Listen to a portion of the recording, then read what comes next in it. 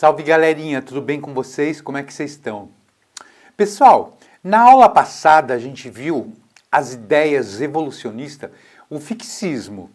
A gente pode resumir o fixismo da seguinte forma: fez um clique assim com a mão, o ser vivo apareceu, não se transformou, não evoluiu, não fez nada. Eles simplesmente apareceram no planeta da forma que a gente conhece hoje em dia, né? Pois bem, pessoal, hoje a gente vai conhecer uma outra ideia, o Lamarck. Vamos ver como ele interpretou como apareceram os seres vivos no planeta. Vamos lá, pessoal, conhecer essa ideia. No início do século XIX, o naturalista Lamarck sugeriu um mecanismo para explicar a transformação das espécies, pessoal. Por suas ideias, ele foi considerado um importante evolucionista, que se opunha às ideias fixistas da época. Lembram do fixismo, que a gente acabou de comentar, que fez assim com o dedo e apareceu o ser. Contrariando as ideias fixistas da época, o pesquisador francês defendia que os organismos atuais teriam surgido a partir de outros, mais simples, e teria uma tendência a se transformar gradualmente em seres mais complexos. Ou seja, pessoal, para o Lamarck, ele ignorou o fixismo, que num piscar de dedo apareceu o ser, e sim que os organismos teriam uma evolução de acordo com o tempo, que está mais próximo do que a gente conhece atualmente, né, pessoal? A origem dos seres mais simples era explicada pela teoria da geração espontânea, em que a vida surgia a partir da matéria sem vida. É a teoria do Lamarck, pessoal. Para Lamarck, a evolução seria guiada pela necessidade dos organismos que teriam uma tendência natural a aumentar de complexidade. E essa tendência é uma das ideias centrais da teoria de evolução de Lamarck. Pessoal, vamos entender isso. Para o Lamarck, os seres surgiam a partir de uma matéria sem vida. Uma das experiências que Lamarck fez na época, que eu comentei isso, pessoal, nas aulas lá na escola, que eu não consegui transmitir para vocês, porque ficou muito ruim. Qual que foi a experiência dele? Ele pegou dois vidros, um ele pôs leite e fechou, pessoal. Na outra ele pôs leite também e fechou com uma tela. O que aconteceu? No experimento que tinha o leite lacrado, simplesmente o leite secou, derreteu e pronto. No experimento que tinha a tela, proliferou, o leite secou tudo, mas proliferou bactéria, apodreceu aquela coisa e deu bactéria, verme, essas coisas. Com isso, ele concluiu que os seres apareciam a partir de uma matéria sem vida. Beleza, né? A gente sabe que isso não tem nada a ver, mas foi o experimento dele. E também, pessoal, para Lamarck, os seres que apareciam da matéria sem vida, evoluíam de acordo com as necessidades. Quando vocês dão uma pesquisa na internet sobre Lamarck, é essa imagem da girafa aqui que a gente está vendo que aparece. Ou seja, isso é o resumo da teoria dele. Para o Lamarck, por exemplo, uma girafa, ela aumentou o pescoço. Por quê, pessoal? Primeiro ela comia o capinzinho da árvore baixo. A árvore perdeu o capinzinho, ela aumentava o pescoço. Perdeu o capinzinho, ela aumentava mais. Essa é a teoria de evolução de Lamarck. Conforme você vai usando um órgão do seu corpo, ele vai evoluindo. Que a gente sabe que hoje em dia que isso não tem nada a ver, né, pessoal? Mas essa imagem exprime, ela representa as ideias do Lamarck, ela resume.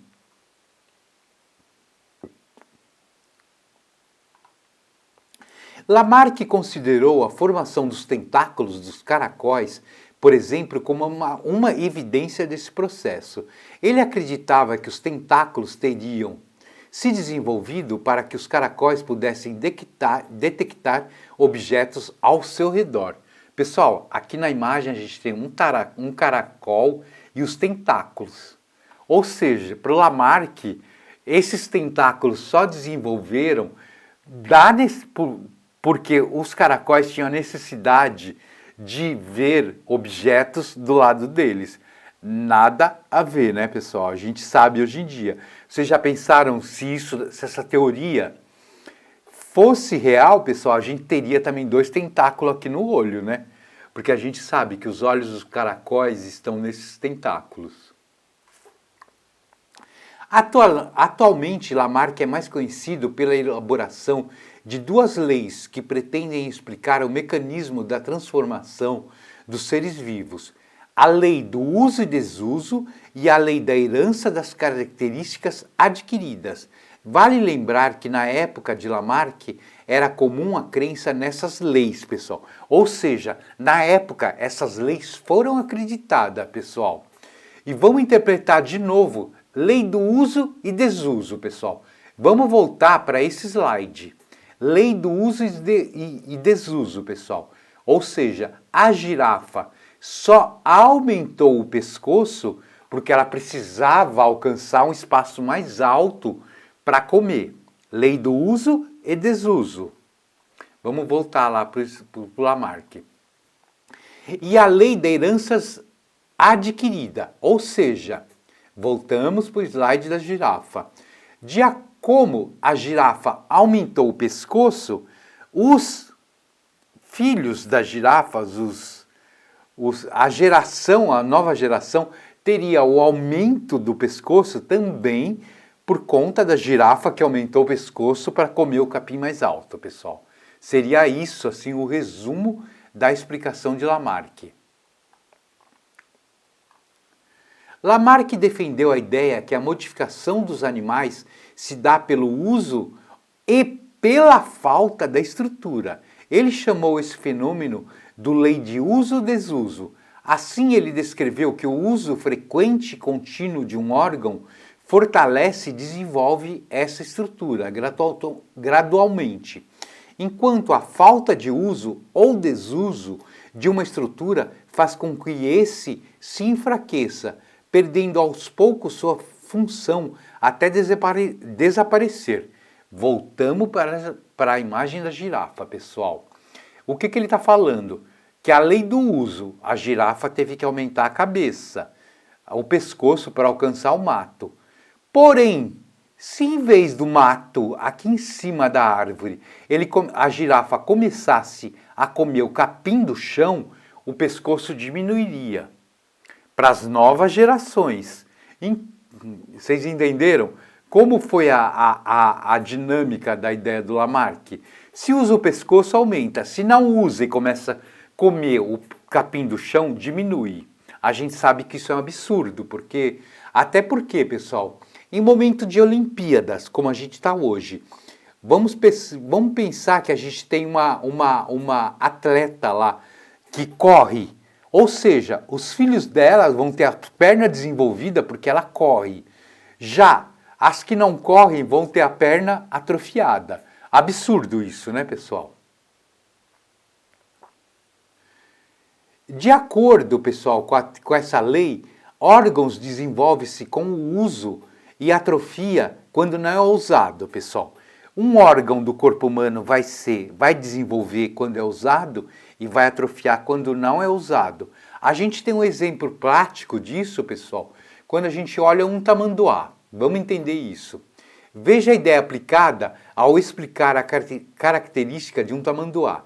A língua do animal teria desenvolvido em respostas às necessidades de ele se alimentar com esse órgão. E o tamanduá perdeu os dentes porque ele não usava os dentes, pessoal. Só se alimentava com a língua. A gente sabe que o tamanduá tem essa lingona aqui porque ele enfia a língua dentro do formigueiro. E ele perdeu os dentes porque ele não precisa mascar, morder as formigas. Interessante isso, né? Mas a gente sabe que não se aplica. Hoje sabemos que essa lei é apenas parcialmente correta, porque o ambiente só altera a característica do organismo dentro de certos limites. O que essa frase está dizendo, pessoal? Que o ambiente que a gente vive altera, sim, a nossa formação, mas tem limites para isso. Não o ponto de um tamanduá perder os dentes porque só comia formiga. Se fosse assim, pessoal, a gente perderia também os dentes, porque hoje a gente come comida industrializada. Qual é a função do dente? É moer alguma coisa, mas praticamente a gente só come comida industrializada. Se essa teoria valesse, a gente ia perder os nossos dentes pela comida industrializada, pessoal. Esses limites são determinados pela constituição genética do organismo. Isso quer dizer, por exemplo, se um filhote de cão pode crescer mais se tiver acesso a uma boa alimentação do que se for subnutrido. Ou seja, pessoal, um filhote de cachorro cresce porque ele é bem alimentado. Um outro filhote não cresce porque ele é subnutrido. A gente sabe que isso não acontece. Mas mesmo com uma boa alimentação, um cão de raça pequeno não vai ficar do tamanho dos cães maiores. Se você tem um piquinês em casa, não adianta você dar comida para ele, porque ele nunca vai chegar do tamanho de um pitbull. Sobre a lei da herança e das características adquiridas, Lamarck escreveu que as modificações que ocorrem em organismos são preservados nas gerações seguintes. Ou seja, ele, assim como muitos cientistas na sua época, ou seja, na época dele, acreditava que as características adquiridas do desenvolvimento pelo uso ou da atrofia pelo desuso das estruturas influenciadas pelos ambientes seriam passadas para os descendentes durante a reprodução. Pessoal, o que isso está dizendo?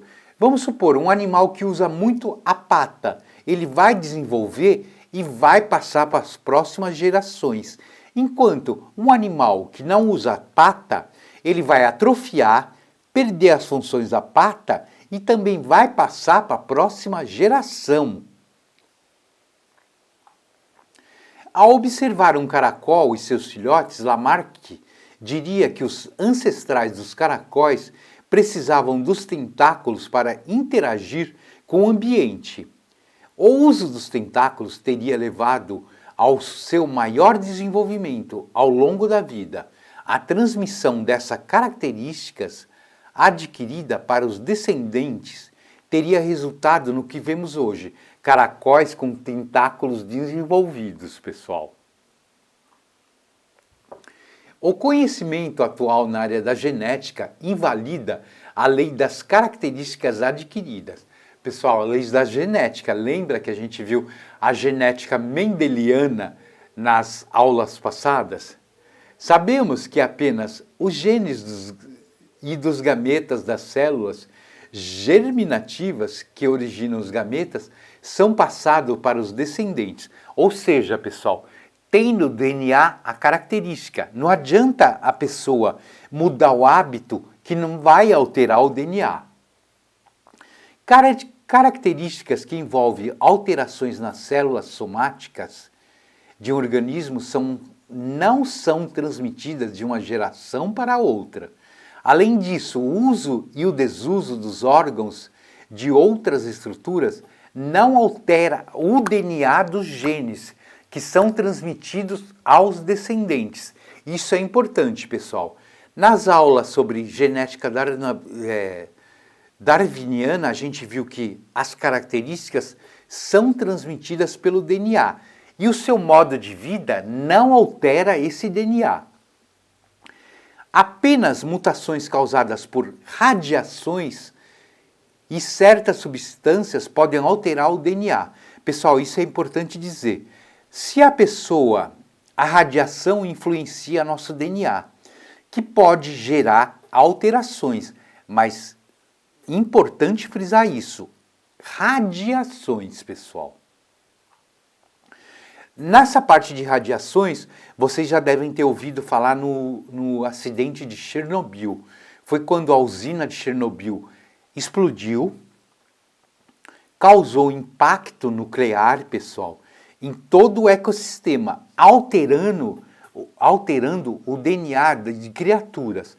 Quando vocês procuram Chernobyl, pessoal, e alterações genéticas, vocês acham imagens impactantes. Eu pesquisei, para pôr essa aula, eu pesquisei só de animais, pessoal, porque no ser humano teve também alterações genéticas impactantes, mas eu achei meio pesado para postar para vocês. Caso vocês queiram ver, vocês procurem no Google Chernobyl alterações genéticas, que vocês vão ver seres humanos alterados pela radiação. Eu peguei assim imagens de animais. Aqui a gente tem um gato alterado pela radiação, pessoal. Aqui a gente tem um animal alterado, o DNA dele pela radiação. Vocês podem ver que ele tem aqui, deixa eu ver quantas pernas. 1, 2, 3, 4, 5, 6 pernas. E esse boi aqui que nasceu com 2 cabeças. Isso foi a alteração genética provocada por radiação, mas não uma mutação genética natural. Entenderam isso, pessoal? É assim, foi provocada por radiação que altera o DNA. As mutações ocorrem ao acaso, quer dizer, elas não são dirigidas pelo ambiente, pessoal. Em ambientes mais frios, por exemplo, a probabilidade de um indivíduo sofrer uma mutação que o torne mais adaptado ao frio é a mesma a dele sofrer uma mutação que seria indiferente ou torne menos adaptado ao frio. Ou seja, se uma pessoa nasce num ambiente gelado, ele não vai sofrer mutação para sobreviver naquele ambiente, pessoal.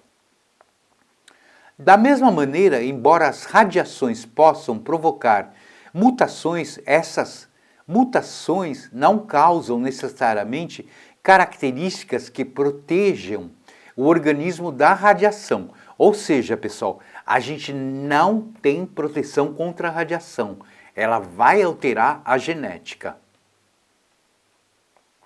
Pessoal, por hoje é só. A próxima aula vai ser uma live ao vivo para a gente tirar a dúvida sobre essas duas mutações e pensamentos de como evoluiu os seres vivos. E também, na próxima aula, pessoal, a gente vai ver as teorias mais aceitas, que é a de Darwin. Porém, eu não vou fazer uma aula como a gente está vendo. Eu vou pôr um documentário que fala a vida do Darwin e como ele chegou a tudo isso, que são as teorias mais aceitas no momento. Beleza, pessoal? Então, álcool gel na mão, usem máscara, cuidem de vocês e da família de vocês. Beleza, pessoal? Abração para todo mundo.